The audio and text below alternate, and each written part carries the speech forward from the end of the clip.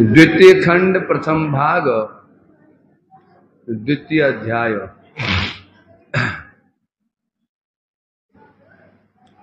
तो श्रवण कर रहे हैं हम लोग उपाख्यान गोकुमार जी का, और तपोलोक में विराजमान है वो। तो क्या श्रवण किया हमने उस तपोलोक में एक दिन क्या हुआ था।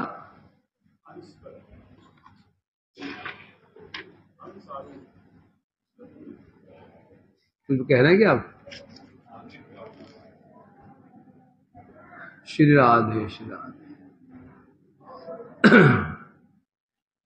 कल उन्होंने कहा था कि एक दिन उस तपोलोक में संप्रसितो हंसम आरूढ़ तत्र आयात चतुर्मुख। एक दिन वो कह रहे हैं मैंने देखा कि तपोलोक में हंसम आरूढ़, हंस पर आरूढ़ होकर के एक व्यक्ति पधारे, चतुर्मुख। उनके चार मुख थे। कैसे थे? परम ऐश्वर्य संपन्न थे। ऐश्वर्य संपन्न कहने से उनके वस्त्र ही दिव्य थे, उनके जो परिजन साथ में चल रहे थे वह दिव्य थे। और कैसे थे? वृद्ध। वृद्ध कहने से श्वेत दाढ़ी उनकी थी, परंतु होने पर भी वार्धक्य का कोई लक्षण उनके अंदर नहीं था। उनका दर्शन पाते ही चतुसन संसंभ्रमम प्रणम्य पूजितो भक्ति नमृते। सनकादि मुनि जो विराजमान थे उन्होंने उठकर खड़े होकर बड़े श्रद्धा पूर्वक गौरव बुद्धि पूर्वक उनकी पूजा की। और वे चतुर्मुख, अभी के चतुर्मुख कह रहे हैं। क्यों कह रहे हैं? उन्हें पता नहीं है ये चार मुख वाला जो आए थे ये है कौन, इसलिए उनके स्वरूप के अनुसार उनका क्या कर रहे हैं, उनका वर्णन कर रहे हैं। फिर ये कह रहे हैं मैंने देखा कि वो जो चतुर्मुख जो महापुरुष आए थे उन्होंने चतुसन का उनका आशीर्वाद दिया। आशीर्वाद देने के पश्चात उन्हें कुछ शिक्षा प्रदान की, भक्ति के विषय में शिक्षा प्रदान की, और प्रदान करके द्वीपम वेगतोगमत, पुष्कर द्वीप की ओर वे चल पड़े। उनके जाने के पश्चात संपृष्टा मया, मैंने प्रश्न पूछा तपोलोक वासियों से, चतुसन और नवयोगेंद्र आदि से, ये महापुरुष कौन थे? कौन है महापुरुष जो हंस पर आरूढ़ होकर आए थे? और विशेष बात यह है कि आप लोग भी खड़े हो गए, आपने उनकी पूजा की, उन्होंने आपको आशीर्वाद भी दिया। कौन थे महापुरुष? विहास्यते। मेरा ये प्रश्न सुनकर के वे हंसते हुए कहने लगे, अत्र आगत्य अधुनाम अपिम, तुम यहाँ इतने समय से यहाँ निवास कर रहे हो, तपोलोक में निवास कर रहे हो, अभी तो समझे नहीं हो, तो पता नहीं ये कौन थे? वास्तव में तुम गोप बालक ही रह गए, मतलब तुम्हें अज्ञानी ही रह गए। ये कल हो चुका है। अब आगे पढ़ते हैं। प्रजापति पति ब्रह्मा सृष्टा विश्वस्य न पिता स्वयंभू परमेष्ठेश जगतपात अनुशास्यपि। तब चतुसन कह रहे हैं एक गोपालक गोप कुमार, ये जो महापुरुष आए थे ये कौन है? प्रजापतिर्पति, ये प्रजापतियों के भी प्रजापति हैं। नाम ब्रह्मा इनका, ये ब्रह्मा है। विश्व से सृष्टा, विश्व का सृजन करने वाले हैं। और इनका परिचय ये है नह पिता, ये हमारे पिता भी हैं, हमारे पिता हैं ये। और क्या महिमा इनकी? स्वयंभू, पर ये स्वयंभू हैं, परमेष्ठ हैं, और विशेष रूप से जगत पाते अनुशासनम, और ये क्या करते हैं? जगत पाती, पाते माने पालन करना, जगत का पालन करने वाले हैं, और विशेष रूप से अनुशासिती, अर्थात वेदवाणी का प्रचार के द्वारा धर्म की शिक्षा भी देने वाले हैं। ये समझ अर्थ हुआ। अब टीका में कह रहे हैं ये कौन है। इसके उत्तर में चतुष्सन ने श्लोक बोले। क्या श्लोक बोला? प्रजापति पति ब्रह्मा सृष्टा विश्व न पिता। क्या बोले? ये प्रजापतियों की प्रजापति हैं और विशेष रूप से हमारे पिता हैं। इस प्रकार से ये सूचित हुआ। तो भृगु, दक्ष आदि जितने भी ये प्रजापति हैं, है ना, इन प्रजापतियों के भी पिता है ये ब्रह्मा। ये वास्तव में ये प्रजापति कौन है? ब्रह्मा के मानस पुत्र हैं ये। मरीचि हो गया, पुलस्त हो गया, भृगु हो गए और वशिष्ठ हो गए, ये ब्रह्मा जी के पुत्र हैं। ये मानस पुत्र हैं। नारद जी मानस पुत्र ही हैं, चतुर्सन मानस पुत्र हैं। तो सृष्टि नहीं हुई प्रारंभ में, सृष्टि मानसी सृष्टि हुआ करती थी। तो ये सब भगवान के मानस पुत्र है ब्रह्मा जी के। और विशेष रूप से ये सिद्ध हो गया भृगु आदि जो ऋषि हैं ये सनक आदि के भाई। भृगु को मरीचि आदि ने भी ऋषि हैं, ये सनक आदि, सनक चतुर्सन उनके भाई हैं। परंतु ये जो ब्रह्मा जी हैं वे स्वयंभू हैं। स्वयंभू, स्वयं ही जो उत्पन्न हुए हैं उसे कहते हैं स्वयंभू। स्वयंभू माने उत्पन्न हुए हैं, उसे कहते हैं स्वयंभू। अर्थात इनका जन्म नहीं है, ये स्वयं आविर्भूत हुए हैं, नाम है स्वयंभू। तात्पर्य स्वयंभू, जो स्वयंभू हो गए तो सिद्ध हो गया इनके पिता कोई नहीं है। जहां वंश परंपरा पूछी जाती है ये कौन है, बोलते ये इसके पुत्र हैं। फिर पूछा जाएगा तो ये कौन है, ये चार लड़के इसके पुत्र हैं। प्रश्न पूछा जाएगा तो जो जिनके ये पुत्र हैं वो जो व्यक्ति वो उनके पिता कौन है, प्रश्न पूछा जाएगा। पहले उस पर पूर्ण विराम लगा दिया स्वयंभू कह करके। जिन प्रजापति हैं से ब्रह्मा जी के पुत्र हैं, पर ब्रह्मा जी का कोई पिता नहीं है। क्यों नहीं है? क्योंकि स्वयं ही भगवान के नाभिक कमल से आविर्भूत हुए हैं। ये पिता शब्द तभी लगता है जनक और जन्य।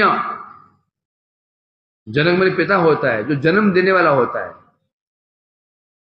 जनक, जन्य और जननी, ये जो तीन शब्द बने हैं किससे बने हैं? जनन शब्द से। जनन मतलब उत्पन्न होना। तो परंतु ये स्वयंभू हैं, इसलिए बता ये। फिर और क्या विशेषता है?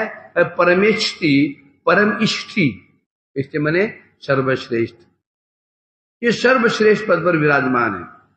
जो पद है, जो ब्रह्म पद है, सर्वश्रेष्ठ पदाधिकारी हैं। और फिर क्या है? पाती।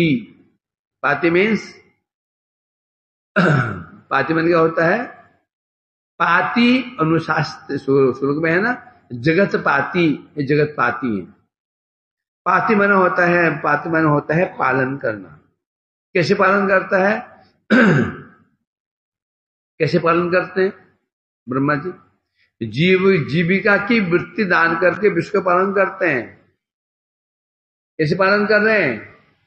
जीविका की वृत्ति, ब्राह्मण की ये वृत्ति, क्षत्रिय की ये वृत्ति, वैश्य की ये वृत्ति, शूद्र की वृत्ति, ये वृत्तियां प्रदान करके पालन करते हैं।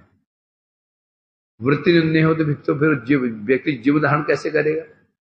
ब्राह्मण अपना जीवन धारण करेगा क्या? अध्ययन अध्यापन के द्वारा। क्षत्रिय करेगा प्रजा रक्षण के द्वारा, वैश्य करेगा व्यापार वाणिज्य के द्वारा, शूद्र करेगा सबकी सेवा के द्वारा। ये वृत्ति कौन प्रदान किया? ये व्यवस्था भगवान ने, ब्रह्मा जी ने बनाई। इसलिए जगत पाती अनुशास्ती, परंतु ऐसे देखा जाता है ना, पाती के साथ जोड़ा रहता है शास्त्री। पालन में क्या क्या चीज होना चाहिए? शासन होना चाहिए। माता पिता पुत्र पालन तो करते हैं, शासन ना रहे तो पुत्र क्या बन जाएंगे? धुंधुकारी। जो माता पिता बच्चों का पालन तो करते हैं, खूब अच्छे पालन करते हैं, जो इच्छा मत देते हैं उनके, शिक्षा ना दे तो बच्चे क्या बन जाएंगे? क्या महादुष्ट धुरंधर धुंधुकारी बन जाएंगे। तो ये पालनकारी नहीं है। पालनकारी जो पालन है जब उसमें अनुशासन हो। अनुशासन विहीन पालन नहीं कर, क्या कहलाता है? वो जो पालन नहीं होता बल्कि विनाश होता है। एक पिता पुत्र पालन कर रहा है, जो इच्छा होती देता है, गलत इच्छा हो, बुरी इच्छा हो, जैसे दुर्योधन, उसका विनाश किसने किया? उसका विनाश हुआ दुर्योधन का। वो विनाश का मूल कारण कौन है? स्वयं उसके पिता ही विनाश के कारण है। ना धृतराष्ट्र के अंदर महत्वाकांक्षा होती, ना पुत्र को भड़काते, ना इतना बड़ा वो पांडवों से विद्वेष करता। तो ये ब्रह्मा जी कैसे हैं? जगत पाती अनुशास्ती। पालन मतलब तो समझना पड़ेगा। जैसे ही ये पालन वृत्ति प्रदान कर दी, साथ में फिर अनुशासन भी दे दिया। क्या इसका फल ये है, पाप का फल क्या है, पुण्य का फल क्या है, भी तो बोल दिया। जहां वृत्ति दे दी, जीविका की वृत्ति दे दी, साथ में ये भी दे दी। जब किसी को जॉब मिलती है तो वहां पर तो साथ में ये भी बताया जाता है तुम्हें यहां पर क्या चीज अवॉइड करनी है। और तो कंपनी तुम्हें सैलरी देगी, मोटी सैलरी देगी, तो वहां पर तो अनुशासन होता है। वो अनुशासन नहीं मानो तो क्या होगा? तो पालन और अनुशासन दोनों एक ही सिक्के के दो पहलू हैं। गुरु शिष्य पालन कर रहा है, अनुशासन ना दे उसको, वो शिष्य वही शिक्षा जो शिक्षक गुरु दे रहा है, वह शिक्षा उसके विनाश का कारण बन जाएगी। पिता पुत्र का पालन कर रहा है, अनुशासन यदि न सिखाए उसको, शिक्षा प्रदान ना करे, वो पालन ही नहीं है। उसे तो अच्छा है कि उसके अच्छा है कि वो व्यक्ति उसके पिता ही नहीं होता। तो इसलिए कह रहे हैं भगवान ब्रह्मा जी क्या करते हैं? पाती पालन करते हैं, अनुशास्ती। अब ब्रह्मा शिक्षा कैसे प्रदान करते हैं? बोलते हैं वेद परिवर्तन द्वारा धर्म आदि की शिक्षा। 4 वेद कहां से प्रकाशित हुए? ब्रह्मा के मुख से। उस वेद का परिवर्तन के द्वारा ब्रह्मा जी जगत में धर्म आदि की शिक्षा देते हैं। यह हो गया अनुशास्त्री, पाती अनुशास्त्री। अथवा पाती का अर्थ और होता है विश्व सृष्टि, विश्व की सृष्टि करते हैं, इसलिए इनमें सृष्टत्व विद्यमान है। क्या करते हैं? सृष्टि। तो इनमें तो सृष्टि का भाव क्या हुआ? सृष्टि भाव क्या हुआ? सृष्टित्व भाव हुआ। इनमें सृष्टि है, सृष्टि करते हैं। जैसे वीर है, वीर भाव संज्ञा क्या है? वीरता है ना। तो सृष्टि करते हैं, अतः इनमें सृष्टत्व विद्यमान है। अब पाती अनुशास्त्री इन दो पदों से कर्म सा पालन करना, श्रृंगार करना भी कथित हुआ। देखो कितना अच्छा अर्थ कर दिया। पहले पाती का अर्थ लिया था पालन करना, अनुशास्त्री मतलब शिक्षा प्रदान करना, दोनों एक ही तात्पर्य पर। पालन और शासन दोनों पालन के अंदर ही आएंगे। टीचर बच्चे को पढ़ाता है और उसी पिटाई भी करता है। दोनों क्या है? दोनों पढ़ाई के अंदर आएगा। उसी प्रकार से बता रहे हैं, पहले ही अर्थ लिया था, पाठ्य अनुशास्त्री एक ही शब्द, एक ही तात्पर्य परक। तो अब यहां पर कह रहे हैं एक अर्थ और भी हो सकता है। पाठ्य माने पालन करना, अनुशास्त्री माने होता है संहार करना है। ये भी इसका अर्थ होता है। ये सब समझा रहे हैं, चतुर्थ समझा रहे हैं। अस्य लोकस्तु सत्याख्य सर्वोपरि विराजते शत जन्म किते शुद्धे स्वधर्मे लभ्यते ही। अस्य लोक, अस्य मैंने कस्य, अस्य मीन्स ब्रह्मणस्य। ये जो महापुरुष आए थे हमारे पिता ब्रह्मा जी हैं, इनका लोक है सत्यलोक, सत्याख्य लोक। जी लोक में रहते हैं सत्याख्य। उसका अच्छा क्या है, नाम क्या है उसका? वह सत्यलोक है। वो लोग कहां विराजमान है? सर्वोपरि विराजते। ये जो महापुरुष आए थे हमारे पिता ब्रह्मा जी हैं, इनका लोक सर्वोपरि है, नाम सत्यलोक है, और हम विराजते हैं। तो उस लोक में कौन जा सकता है? जो ब्रह्म जो पद है, वो पद कौन प्राप्त करेगा? यहां ब्रह्म नित्य है, नित्य है। हम थे, हैं और रहेंगे। या कोई वहां ब्रह्म पद प्राप्त करता है, बाद में आयु पूरी होती है, वहां से फिर उनका है तो ऊपर जाना नीचे जाना वो होता है कि नहीं? तो बता रहे हैं शत जन्म कीर्ते शुद्ध, शत जन्म, 100 जन्म तक, 100 जन्म कह रहे हैं।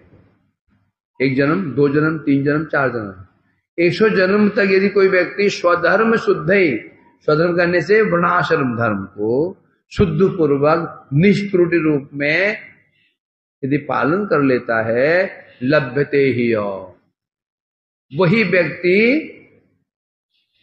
ये जो परमेश्वरी पद है, इस पद को प्राप्त करता है। क्या बता रहे हैं? 100 जन्म कह रहे हैं, 100 जन्मों तक जो पालन करेगा वर्ण धर्म का, उसमें कोई त्रुटि नहीं होनी चाहिए। 99 तो पूरा किया और 100 करते समय उसमें गड़बड़ी हो गई, क्या होगा? फिर से शुरू। 98 में किया बिगड़, फिर शुरू। 100 के 100 जन्म कैसे होना चाहिए? निष्त्रुटि रूप में। यही है कर्म की समस्या। कर्म अपना फल तभी देगा जो 100% क्या होगा? सफल हो जाएगा। तो थोड़ी भी त्रुटि रही, फल प्रदान नहीं करेगा। क्यों नहीं करेगा? कर्म नियम के अधीन होता है, कर्म नियम के अधीन है। परंतु भक्ति का विशेषता है निहाभि कर्म नाशोस्ति प्रत्यवायो न विद्यते स्वल्पम अप्यस धर्म से त्रायते महतो बयान। भक्ति क्या महिमा है?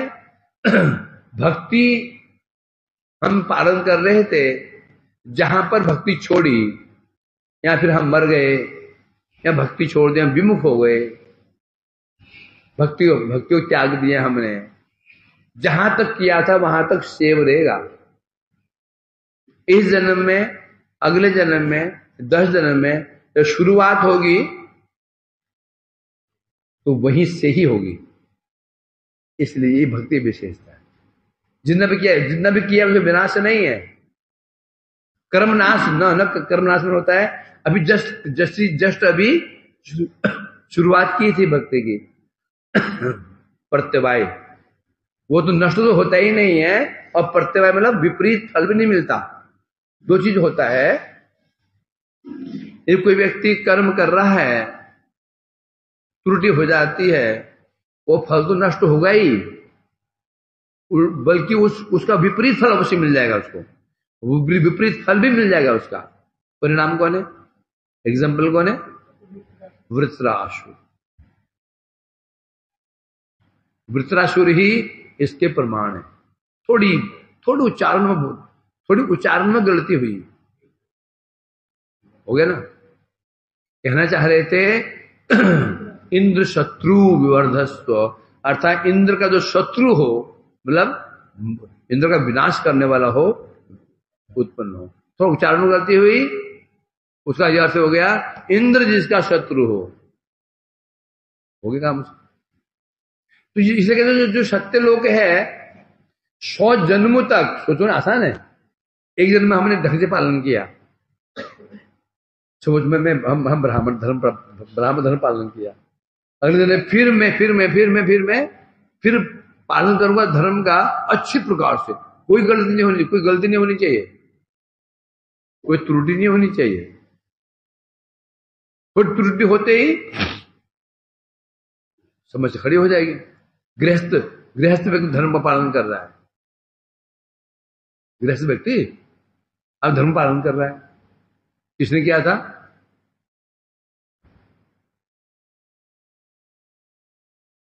जो गिरगिट बन गया था, राजा नृग ठीक पालन कर रहे थे।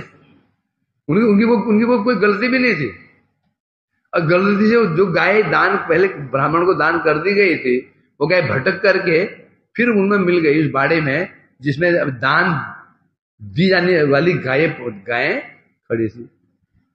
परिणाम क्या हो बेचारे को? कितने युगों तक गिरगिट बनना पड़ा। यह है कर्म की गति। कर्मणो गहना गति। कर्म की गति को समझना आसान नहीं है। परंतु ये जो वचन कह रहे हैं, जो अपने स्वधर्म पालन करता है 100 जन्मों तक, वही व्यक्ति सत्यलोक प्राप्त करता है।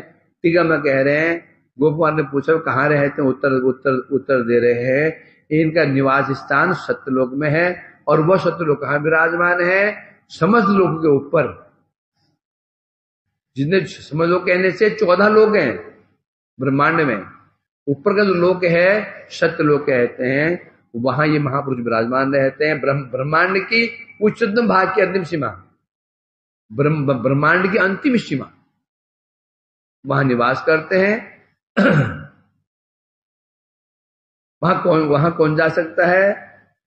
100 जन्मों तक त्रुटि रहित स्वधर्म, त्रुटि रहित 100 जन्मों तक। 100 बार नहीं कह रहे हैं, 100 जन्मों तक। आसान है क्या? उसके फलस्वरूप उस व्यक्ति को सत्यलोक प्राप्त होता है। जैसे चतुर्स्कंध में स्वयं शिव जी ने कहा था, स्वधर्मनिष्ठ स जने पुमान वृंचितामेति तथा परमिमाम अव्याकृत भागवत वैष्णव पदम यथा विबुधा कलाते। वहां से शिव जी कह रहे हैं, क्या कह रहे हैं? स्वधर्मनिष्ठ जो व्यक्ति वर्णाश्रम धर्मनिष्ठ है, वर्णाश्रम धर्मनिष्ठ, जिसकी निष्ठा किसमें है? वर्णाश्रम धर्म में, जिसकी प्रगाढ़ निष्ठा है। 100 जन्म तक यदि कोई व्यक्ति पालन करता है धर्म का, विरिंचितामिति ब्राह्मण पद, ब्रह्म पद को प्राप्त करता है। कहाँ का है? 34 स्कंध में। तथा परमेहमाम, उसे अधिक पालन करता है, मुझे प्राप्त करता है। अब यह समस्या है, कहीं वर्णन मिलता है कि ऐसा मेरे लोक को प्राप्त करता है, शिव लोक को प्राप्त करता है। यह अंश रूप में हो सकता है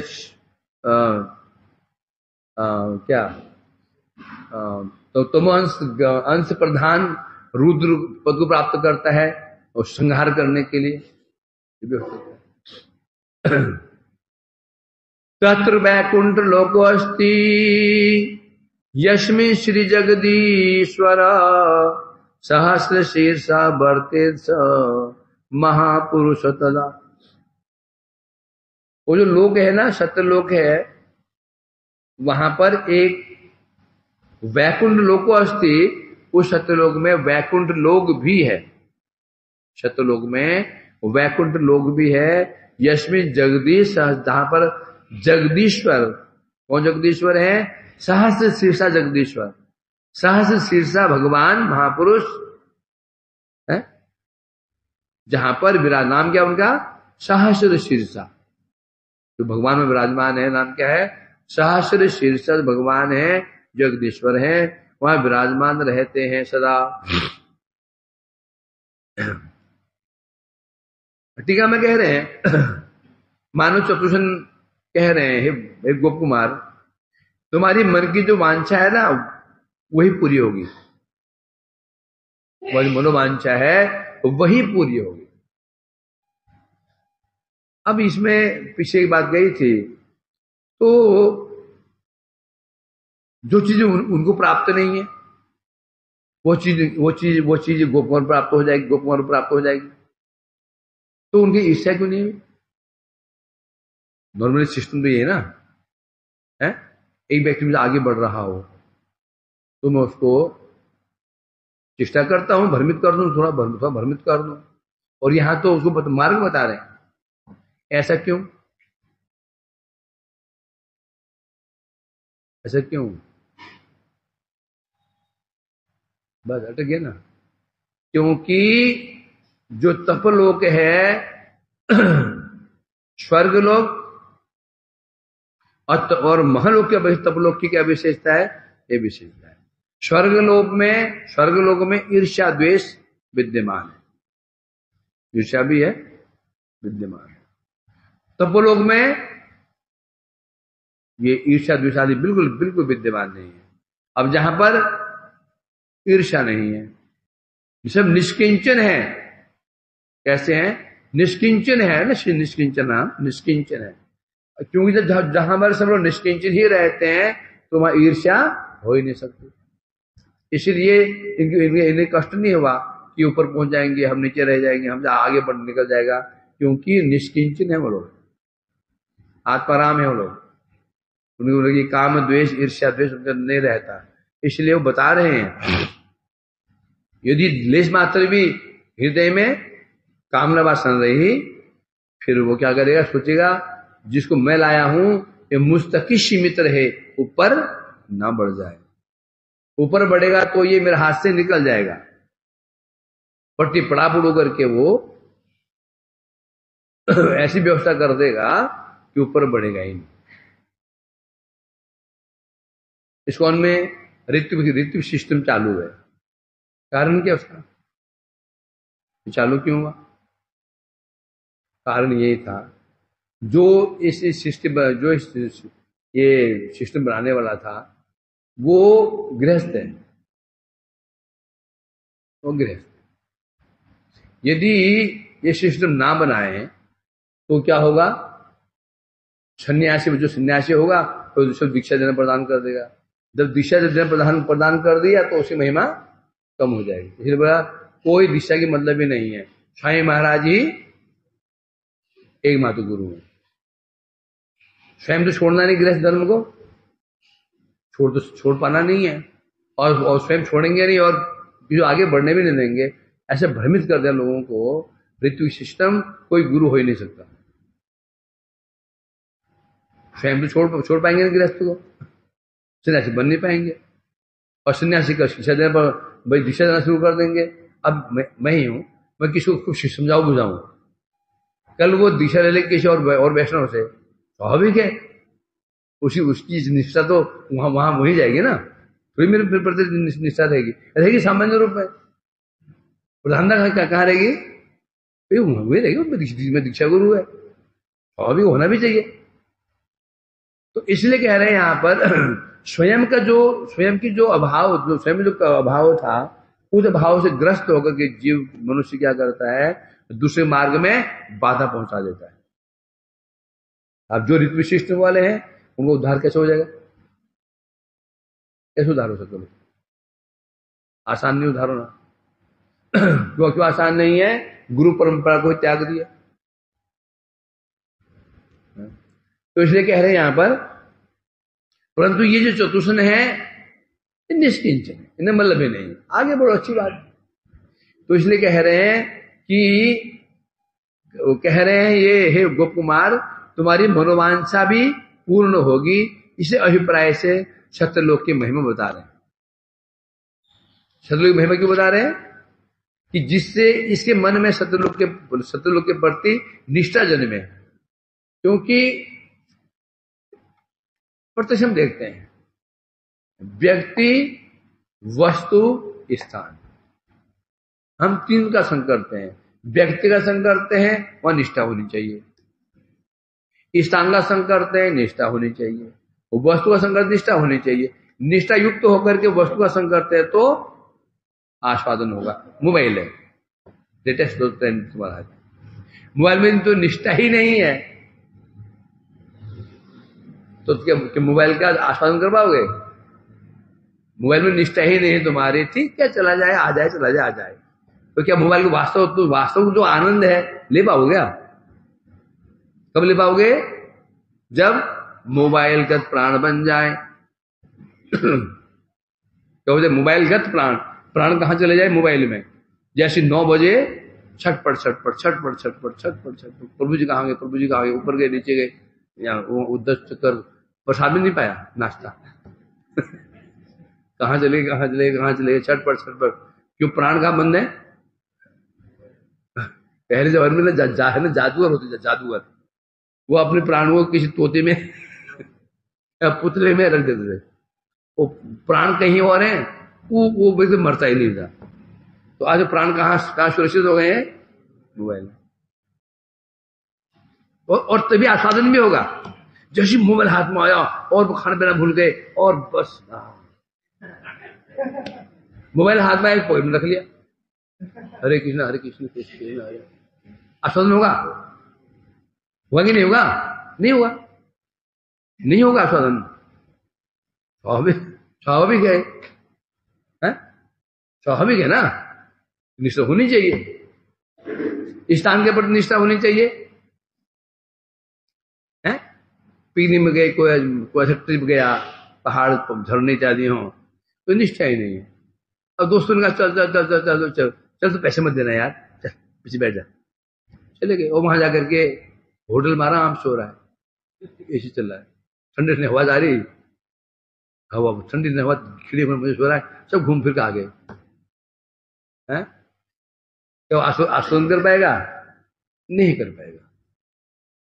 व्यक्ति जिसे हम संग करते हैं उसमें निष्ठा ही नहीं है, तो आस्वादन नहीं कर पाओगे। तो इसलिए कहते हैं स्वाभाविक है, निष्ठा युक्त होकर के जब हम किसी का संग करते हैं, व्यक्ति का संग हो, वस्तु का संग हो, या फिर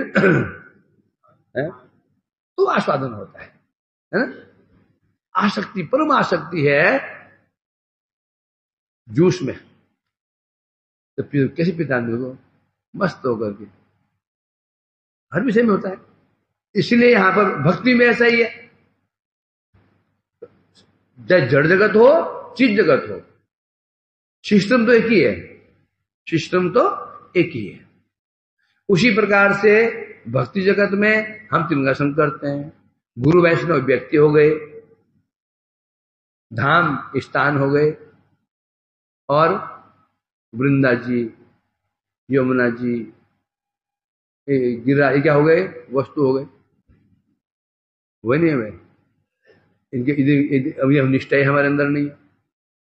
गिरिराज परिक्रमा करने के जा रहे हैं, मन मार के जो लोग क्या बोलेंगे ये जाता नहीं, नास्तिक हो गया ये प्रभु नास्तिक हो गए, जाते ही नहीं, चलो चक्कर माराते हैं, चक्कर माराते हैं। तो ऐसा नहीं होगा। उसी प्रकार से भक्त संग करेंगे निष्ठा युक्त होकर, तुलसी पूजा करेंगे निष्ठा युक्त होकर। निष्ठा निष्ठा किस प्रकार की होती है? कौन सी? साक्षात भक्तिवर्तिन निष्ठा। नंबर 2, तद अनुकूल वस्तु वर्तिन निष्ठा। निष्ठा कोई सामान्य शब्द नहीं है ये, निशेष रूपे ने स्था, स्था मन होता है स्थित हो जाना, हिला कोई हिला भी ना सके, ऐसे जम गया। जैसे मैं जमा हूं कुर्सी पर, कोई मैं हिला नहीं सकता है, प्राण भले ही चले जाए, मर जाऊंगा तुम्हें बैठा मिलूंगा मैं तो ऐसे सांप की तरह चिपक गए कुर्सी से, हटते ही नहीं है, हमें अवसर देते नहीं है, और दूंगा भी नहीं। मर गया ना, भूत बन के बैठा रहूंगा रात को। हाँ, इसे कहते हैं निष्ठा, निष्ठा है। साक्षात भक्ति वर्तन निष्ठा। अब भक्ति वर्तनी में तीनों आ गया, श्रवण भी आ गया। श्रवण के क्या आ गया? व्यक्ति आ गया, संग, साधु संग है ना। पाद सेवन में क्या आ गया? स्थान आ गया, गोवर्धन और वृंदावन है ना।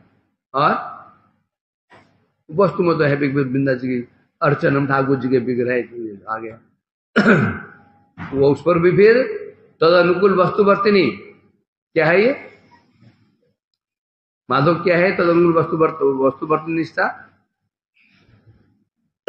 भक्ति के अनुकूल जो गुण है उनके प्रति निष्ठा। त्रिनाद विष्णुनीच तरोरे पे सहसनो अमानी मानस, जो वैष्णव गुण है ये भक्ति को सपोर्ट मिलता है, उसे कहते हैं तद अनुकूल वर्तन निष्ठा।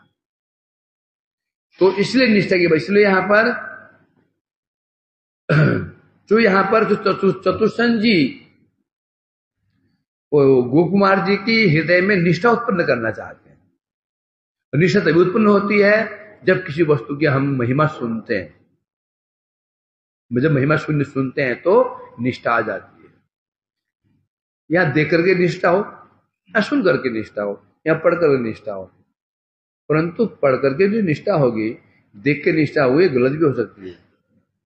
अब तीन निष्ठा है, देख करके, पढ़ करके और सुन करके। इनमें वास्तव में निष्ठा कैसे हो सकती है? सोचो, क्या देख करके, क्या पढ़ करके, क्या सुन करके?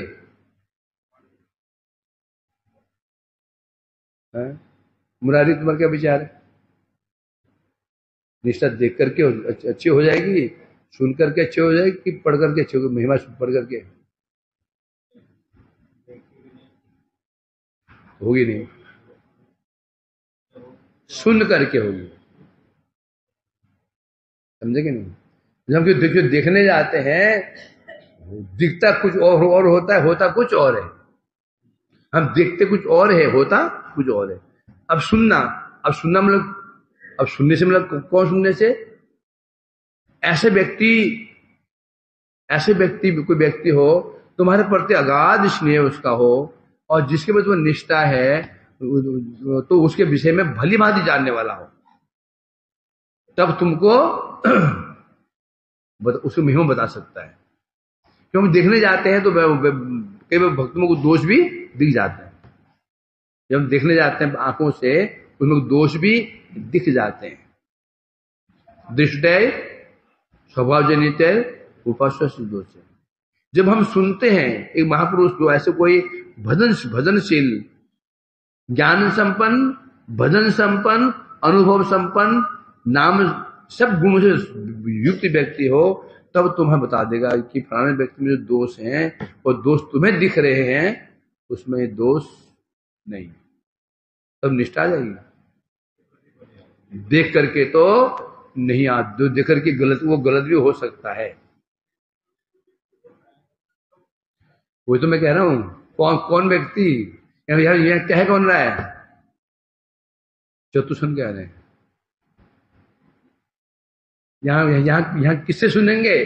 श्रवण किससे करना चाहिए? श्रवण किससे करना चाहिए?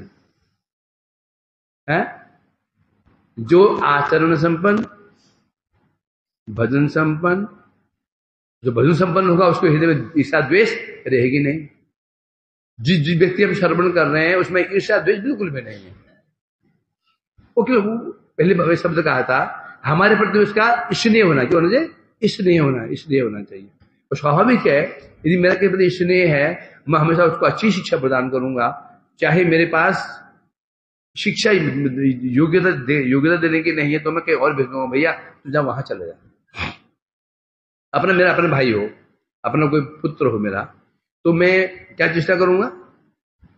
क्या करूंगा? सुनिए जरा, जो टीचर होते हैं और बच्चों को स्वयं नहीं पढ़ाते हो। जानता है, मेरे को झाल मिल कर देता हूं मैं। और बच्चों का पढ़ाते हैं मालूम है? अच्छे टीचर के पास, ये किसका लक्षण है? स्नेह का लक्षण है।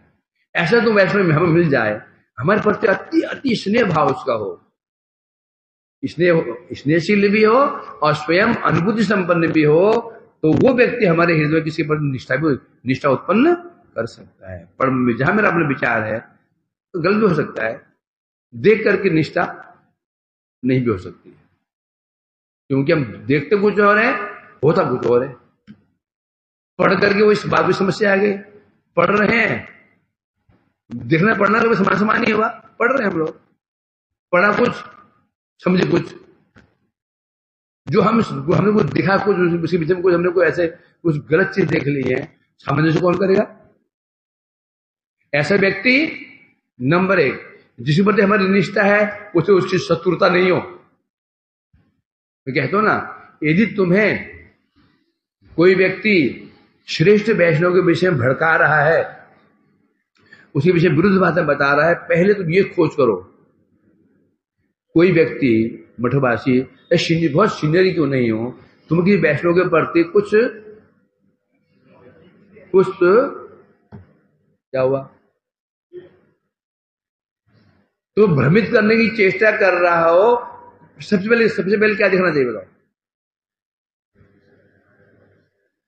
मुरारी क्या हुआ है? तुम बुला रहा हो है? अब मैं पूछ रहा हूं, राधन एक बहुत श्रेष्ठ वैष्णव, मतलब कि मठ में तुम्हें पहले आया है, सीनियर तो नहीं कह सकते उसको, मठ में तो बहुत तुम्हें पहले आया है और बहुत अच्छा ज्ञानी भी है। अब तुम किसी वैष्णव के प्रति तुम्हारे जिसमें श्रद्धा हो उसके विरुद्ध कुछ कह रहा है, तू क्या करेगा?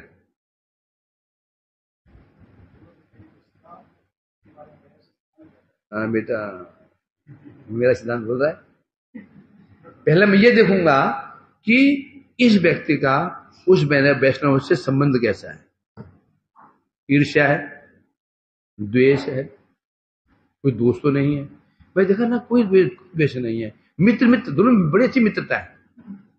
कभी मैं देखा झगड़ा हो गया हो, कभी झगड़ा में देखा नहीं है, आपस में बड़े प्रेम से रहते हैं,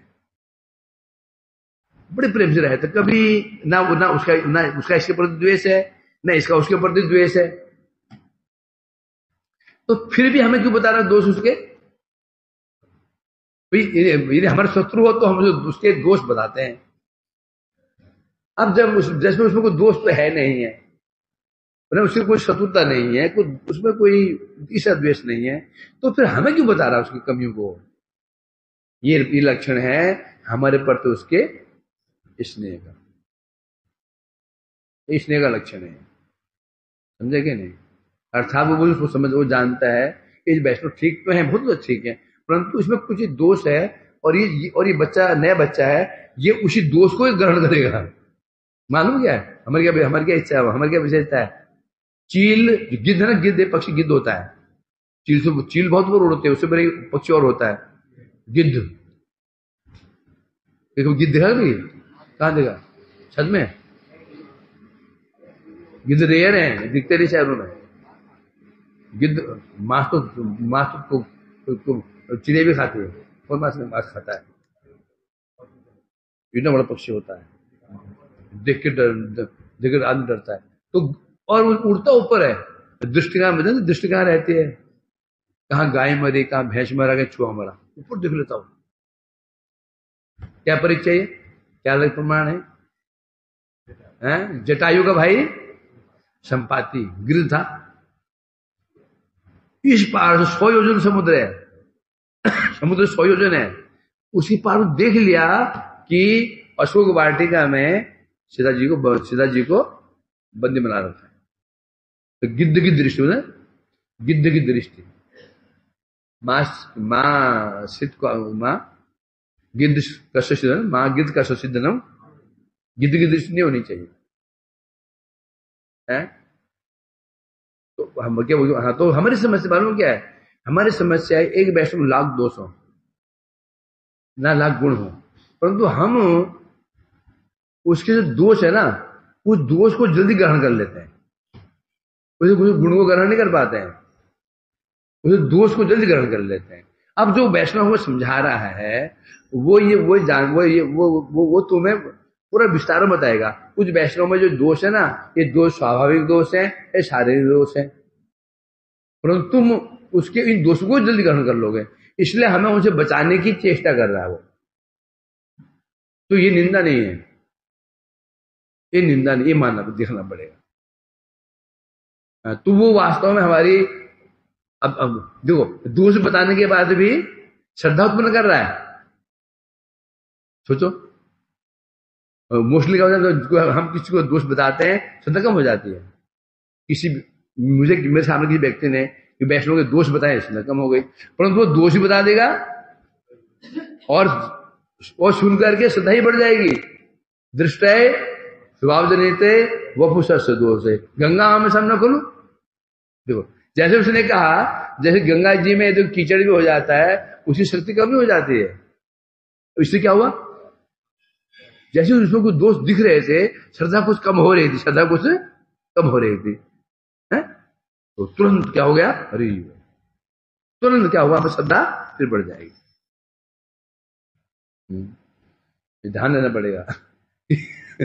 अपने दुख किससे कहो मत, क्योंकि मरहम हर घर में नहीं होता, नमक घर घर में होता है। मुझे बात ये याद आती है इसकी, कितना जबरदस्त है।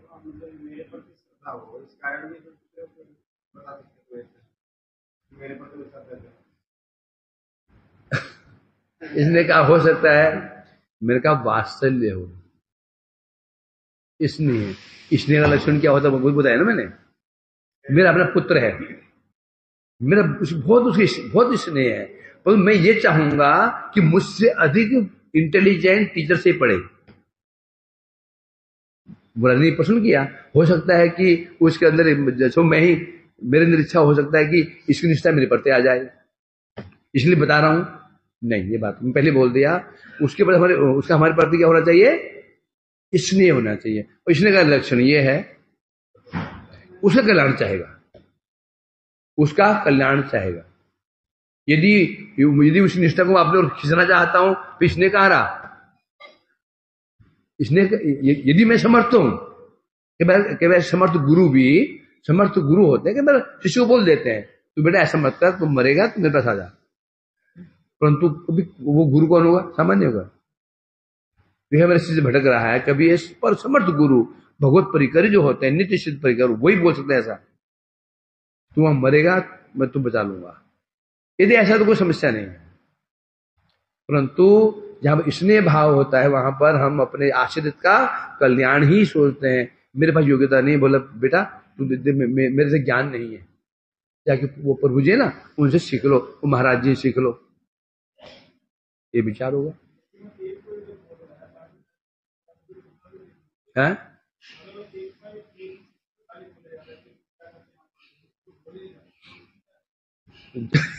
जगत नियम होता है, तुम भी चुप और हम भी चुप। तुम भी चुप और हम भी चुप, सब ठीक है। तुम अपने रास्ते तो हमारे मामले में बोल और हम तेरे मामले में बोलेंगे। मोस्ट लोग वो जगह में होते हैं, अरे क्यों पंगे नहीं यार, इस चक्कर में क्यों उसे दुश्मनी बोल रहे, समझा क्या नहीं। मोस्ट लोग जो लोग होते हैं, हम भी चुप और तुम भी चुप, तो वो बोल सकते हैं। तुम पहले बोल दिया, हमें देखना पड़ेगा तुम्हारे प्रति उसका भाव क्या है, वात्सल्य तो भाई किस तरह स्नेह है। फिर और जो नहीं बोल रहे हैं, उसके दोस्त तुम्हें नहीं बोल रहे हैं, अब ये देखो तुम्हारे प्रति उनका स्नेह कैसा है, समझा क्या नहीं। जो नहीं बोल रहे हैं वो तुम्हें यूज करना चाहते हैं, हो सकता यूज करना चाहे, हो सकता है?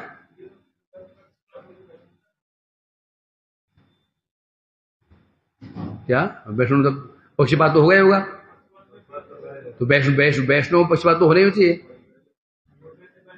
वैष्णव पक्षपात तो होना ही चाहिए। इसमें नहीं होता, उत्तम महाभागवत में मध्यम कोटि में तो पक्षपात हो गए उसके अंदर, ईश्वरे तदिनेशु बाली, पर भगवान में पक्षपात नहीं क्या, वो भी देख रहे हैं, परंतु उस पक्षपात में द्वेष भाव नहीं है ना। मैंने क्या बोला, उसके विषय में तो भड़का रहा है, परंतु उसकी दुश्मनी उसकी नहीं है, उसकी तो उसके जो दोष बता रहा है उसके प्रति उसकी दुश्मनी मन में। हमारी समस्या क्या होती है, हम भड़का देते हैं। होना क्या चाहिए, उस व्यक्ति का क्योंकि देखो मेरा कोई आश्रित है, मेरा क्या कर्तव्य है, किसी वैष्णव के प्रति इसकी मन में श्रद्धा नहीं होनी चाहिए। यदि मेरा शिष्य बन गया, मेरा क्या कर्तव्य है, किसी भी वैष्णव के प्रति मन में श्रद्धा नहीं होनी चाहिए। हो गया तो हो गया, तो मेरा क्या कर्तव्य है, उसे दोष भी दिखा दूं, उसे मुझे श्रद्धा भी कम नहीं हो। यदि यदि यदि वो शिष्य मेरा है और अन्य वैष्णव द्वेष करे तो उसे उधार हो जाएगा? संभव है क्या? असंभव है। मेरा शिष्य होकर यदि कि और वैष्णव को अपमान करता है, उद्धार कैसे हो जाएगा? असंभव है। भगवान भी उद्धार नहीं करेंगे उसका, वो गुरु तो क्या ही करेगा, वो गुरु तो ऐसे गुरु कैसे, ऐसे गुरु उद्धार कैसे कर देगा? तो शिशु ही शिक्षा प्रदान कर रहा है, वो वैष्णव नहीं है। फालतू बातें हैं, नहीं होगा। वांछा कल्पतरुभ्यश्च कृपा स्नुपैता पावनस्मि। हरे कृष्णा कृष्ण कृष्ण हरे हरे, हरे राम राम राम हरे हरे, हरे कृष्णा कृष्ण कृष्ण हरे हरे, हरे राम राम राम हरे। निताय गौर हरे बोल हरि बोल, हरि बोल हरि बोल, गौर हरि बोल हरि बोल, हरि बोल हरि बोल।